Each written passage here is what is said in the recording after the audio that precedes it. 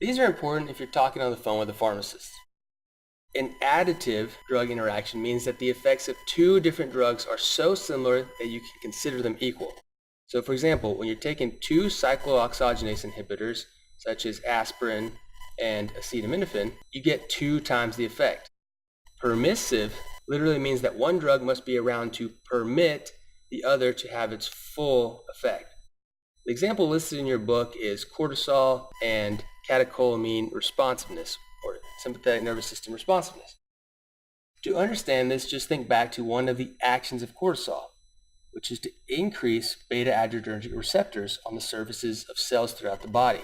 The presence of cortisol is therefore said to be permissive in the sense that catecholamines need beta-adrenergic receptors around to have an effect on those cells. You have to have cortisol so that you have increased expression of beta-adrenergic receptors so that catecholamines can find what they're looking for. Now, synergistic, syn means together, and ergos means work. So synergism means that two drugs work together to increase the overall effect, usually to an effect greater than expected, which can be kind of bad if you're not really careful. The examples listed are clopidogrel and aspirin. This is one of the most helpful diagrams in the book. And this is something that happens all the time. Someone's always asking me, hold the clopidogrel, give the aspirin. What do I do, doctor? And I look at this slide sometimes in my mind to get the answer. Clopidogrel inhibits the ADP receptor on the platelets. It prevents the insertion of GP2B3A receptors. So it's an antiplatelet agent that helps prevent platelet aggregation. Now, aspirin is a cyclooxygenase inhibitor that acts further down the pathway of platelet aggregation. It prevents the formation of thromboxane A2. These drugs are said to be synergistic because they work together on the same pathway, and the sum of both of their effects is greater than each one alone. Tachyphylactic. Tachy means rapid, and phylaxis means protection. So rapid protection. It's a cool way of saying that there is a decrease in response to a drug after it has been administered one or more times.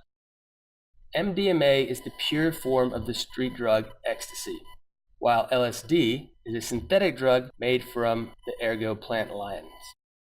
Both stimulate and deplete neurons of serotonin, dopamine, and norepinephrine. This depletion of intraneuronal stores of these monoamines means that the next dose will just not have the same effect.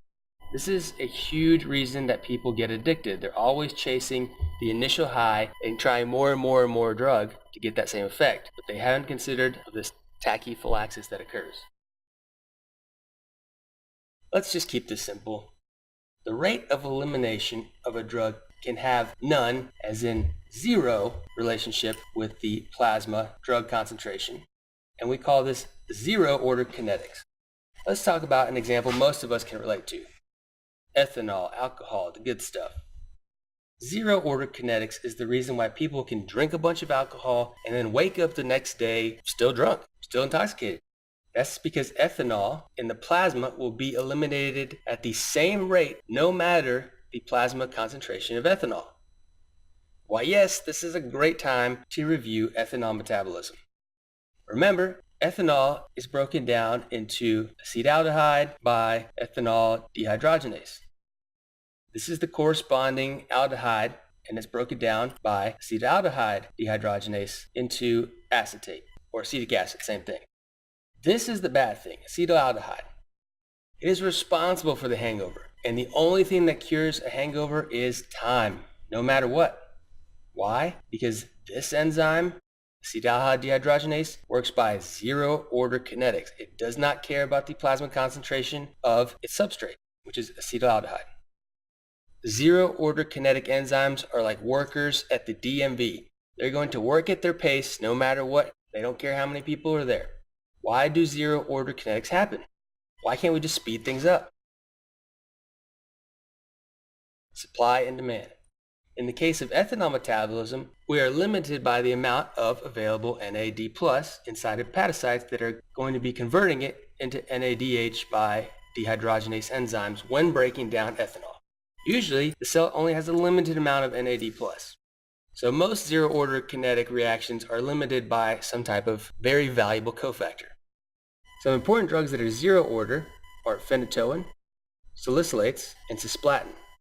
For this reason, we always check phenytoin levels for patients that are seen in the hospital and say they take it for seizures.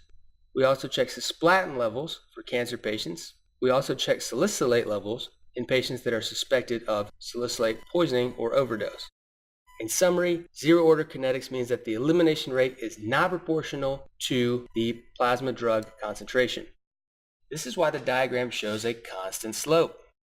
We're eliminating the same 2 units per hour no matter what the drug plasma concentration is. Now, first order elimination, it does depend on the plasma concentration, but only on one of the reactants. Rate of elimination is proportional to the plasma drug concentration. Remember CP in our equation. Almost all the drugs we give people function like this. You can see that when you initially give the drug, there is a pretty high plasma concentration, and the slope of the curve is rather steep because we are eliminating 4 units per hour, and as we clear more and more of the drug, due to this high elimination rate, the plasma concentration will continue to drop as we go down. Now we're eliminating less. You see we go from 4 to 2 to 1 to 0.5 units because the rate proportional with the plasma drug concentration. Let's say a patient comes into the emergency department after taking a large dose of aspirin. Everyone on the team knows exactly what to do, and it gives the patient sodium bicarb. Sweet, the patient survives, but then the nurse that has been there forever picks this day to ask you, the new intern, how exactly this treatment works. Guess what? It's your job to actually understand the mechanism of how you just saved this person, and you will probably be the only one that actually does understand this mechanism, which is why MD is behind your name and not that nurse's. So with this motivation, let's discuss urine pH and drug elimination, which is basically a game of charged or uncharged molecules. Remember that most drugs are renally cleared, but drugs that are very small and fat-loving have no problem passing through the renal tubular epithelial cells back into the circulation. So ionized or charged particles cannot do this. Their charge prevents them from crossing the plasma membranes of renal tubular cells, and they also love the water that's in the urine. This is the whole concept behind urine pH and drug elimination. Essentially, you want to determine if a drug is a weak base or a weak acid and then think, how can I make this drug to exist in a charged form? So let's draw a basic equation to work this out. Salicylate is actually the conjugate base of the weak acid acetylsalicylic acid. In the United States, we call this ASA aspirin. It's all the same. We're worried about this drug existing in a certain form. So let's look at how it can potentially exist. Here it is. The weak acid in this uncharged form can be easily reabsorbed through the renal tubular cells. It has no net positive charge because this positive and this negative cancel each other out. This is a problem in someone that overdoses because we want to be losing this drug in the urine. So we give the patient sodium bicarb so that the bicarb will neutralize the proton and we're only left with this negatively charged salicylate. This is the conjugate base, why it's called salicylate. It will remain charged and it will be trapped in the water, in the urine, and then it'll be on its way into the toilet. Sweet, we saved the person and we answered this nurse's questions. So we will discuss the clinical signs of aspirin poisoning later. Other examples of weak acids are phenobarbital, methotrexate, and tricyclic antidepressants. These are important. People take these drugs and have serious side effects. Got to know how to reverse it. I sucked at organic chemistry, but this is a basic structure of methamphetamine. It's helpful in understanding how we treat meth overdose. Do you see how there's this amino group here and then these methyl groups here? Yep, that's how they named this intense drug, methamphetamine. Notice how there is no net overall charge on this molecule. It's uncharged, and therefore it's going to be able to escape from the urine and be reabsorbed back into the blood. And that's a bad thing if you're dying from meth overdose, even if you love meth. So how are we going to change the situation? Well, there are 2 free electrons sitting on that nitrogen molecule.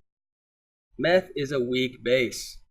It's just saying, come on, some proton, come along and hook up with my free electrons. And how do we do this?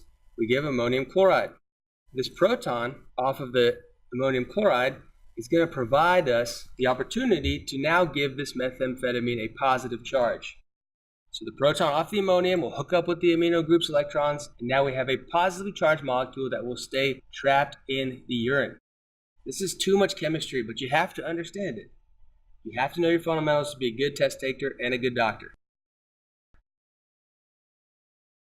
Flash quiz. Here we go. This should make us nervous and wake us up a little bit. Amphetamines are acidic or basic. Treat overdose with ammonium chloride or sodium bicarb to acidify or alkalize the urine. Remember, amphetamines are weak bases, so therefore we need to provide a proton from ammonium chloride to ensure that the protons acidify the urine and therefore make a positively charged weak base turned into something that can be eliminated in the urine. The body increases the excretion of toxins and drugs by transforming them from something that's lipid-like into something that's more polar and water-soluble. Sometimes these are more active, but it's getting rid of them in some way. Now, hepatic CYP450 enzymes, they're the ones that dominate the phase 1. They're called monooxygenases because they oxidize molecules by inserting one oxygen molecule to make them more polar. Now, some of the other reactions in phase 1 include reduction reactions and hydrolysis reactions. I like to think about it like this. In the first phase, you have to modify the drug to make it more attractive to water. This is mainly done by playing around with electrons, oxygens, and hydrogens. Now, while phase 2 metabolism involves adding big bulky groups that yield very polar and sometimes completely just flat out inactive metabolites, and they can be excreted by the kidney into the urine. This addition of bulkier groups such as methyl groups, acetyl groups, or sulfo groups or glucuronic acid are important to remember, particularly the last two. This is because a slow acetylator, if your patient is slow at acetylating drugs, they are slow at adding acetyl groups to molecules in phase 2. So this decreased rate of adding acetyl groups becomes a problem because now you create a higher concentration of the drug because they're just slow at getting rid of it in phase 2 metabolism. This is for any given dose that would be expected comparatively in a normal acetylator patient. Typically, this is in Asians compared to less white and African Americans. Slow acetylation can put you at a certain risk of developing severe drug reactions because it takes the body a longer time to get rid of the drug. When we age, our liver gets less and less blood flow. The perfusion just gets worse.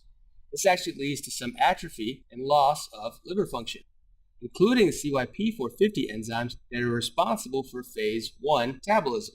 So this loss of phase 1 in the elderly combined with an increase in the creatinine, usually seen as an indicator of decreased renal function, means that you really need to be careful dosing elderly patients. The title of this section is Efficacy versus Potency. These are two terms that are not the same even though your brain really wants to make you think they are. Now, efficacy is a measure of the maximum biological effect or response a drug can produce from the target tissues when it binds to the receptor on those tissues. For example, drug A and drug B both are agonists of the same receptor. They bind and make the same number of drug receptor complexes. So what's the difference? Well, the drug A receptor complex is much more active and just better at activating intracellular signaling to elicit a response that we want. Drug A is simply just better at getting a response out of the target tissue. Now we can compare efficacy utilizing Vmax because Vmax tells us how fast or good a substrate is at binding an enzyme to make enzyme substrate complexes and then make a product and regenerating the enzyme. But in this case, we are talking about how good a drug is at making drug receptor complexes to get an effect out of the target tissues, which is our product. Drug B has a lower Vmax because it is unable to get a full response from the target tissues, even though it can bind the receptor just like drug A. From the graph, we can determine that drug A must be a full agonist and that drug B must be a partial agonist, because it only elicits a partial response from the target tissues in comparison with drug A. When talking about potency, we are again interested in this percent maximal effect that a drug can get out of a target tissue, but now, more specifically, we need to determine at what drug dose a drug can get a 50% maximal effect from the tissues that it's targeting. By looking at the graph, we can determine that a lower dose of drug A is required to reach this value. That means that drug B is less potent because to get this 50% maximal effect, we have to increase the drug dose.